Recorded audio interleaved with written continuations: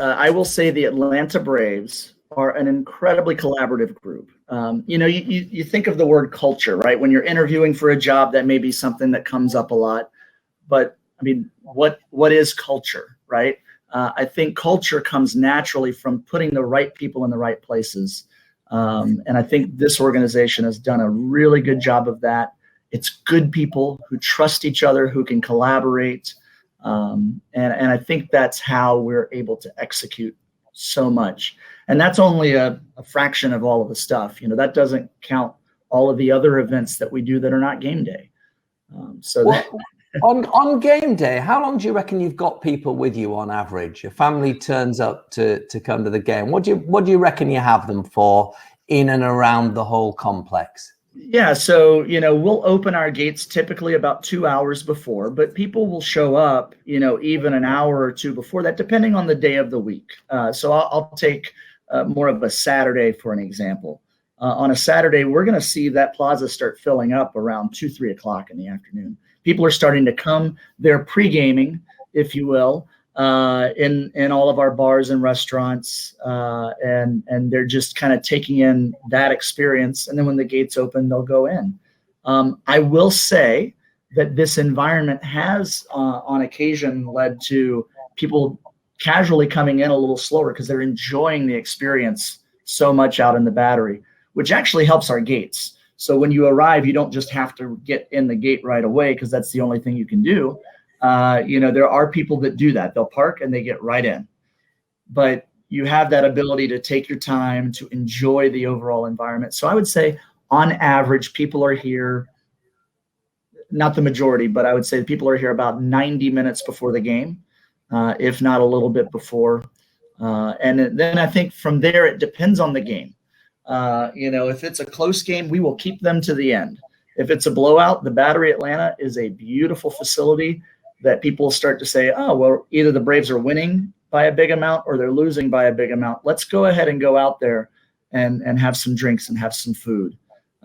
So I think if anything, I've seen on games that aren't close, that it's such a draw in the Battery Atlanta that people will actually go ahead and step out of the game because they feel like we've already won or we've already lost. Yeah. And they're not going home. They're just going to continue their experience. I wonder what percentage of your supporter base is just as happy to turn up for the periphery stuff as they are for the actual game itself. Do you have any figures on that? I don't have exact figures on that, but I will say. What's your gut feel then? What you must go out and watch and see what's working, what's not working, where the points of interest are. What's your gut feel? Yeah, I would say it's about 50-50 on what people are looking for. You have and when I say that, I don't mean people are coming and spending 90 minutes with us in the plaza just because of the entertainment that we're offering, right? There's a lot of things that they're taking in. But our research, our fan satisfaction research shows that the number one reason people come to our games is the team performance on the field. That's something I cannot control at all. I already mentioned, right?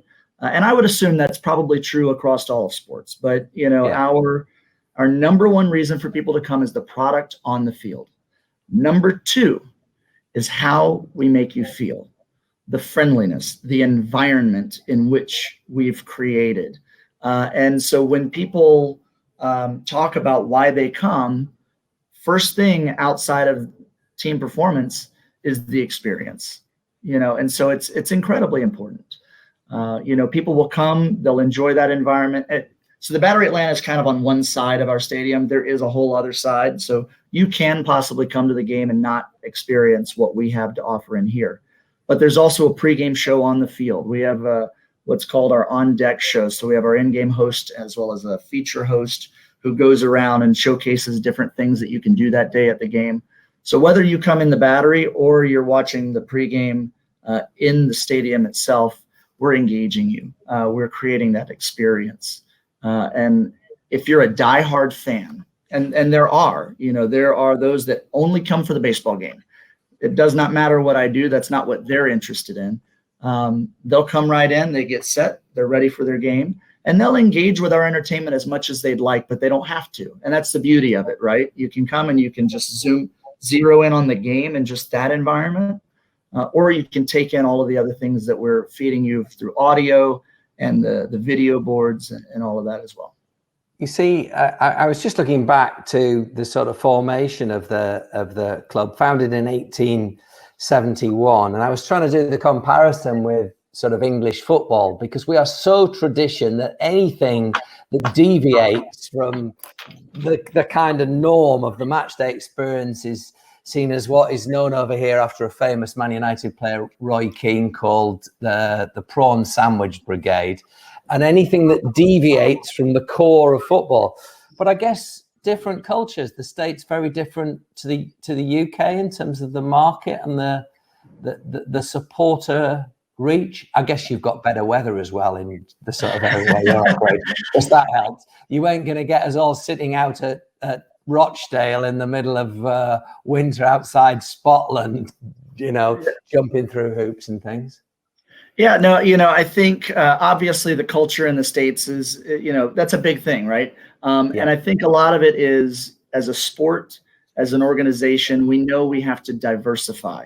We need to diversify our offerings to reach as large of a fan base as possible. And so having something for everybody, and knowing that not everybody is a baseball fan, but most people, are looking for experiences. They're looking for things to do with family, with friends. So we were talking about, culturally, the cultural differences. The cultural differences, right? So in baseball, there are teams that are much more rooted in tradition. So think Boston, Chicago. There's teams where tradition is more important. Atlanta, I think part of why we do what we do is we're a transient city. There's so many people that are here from all over the United States, all over the world, really.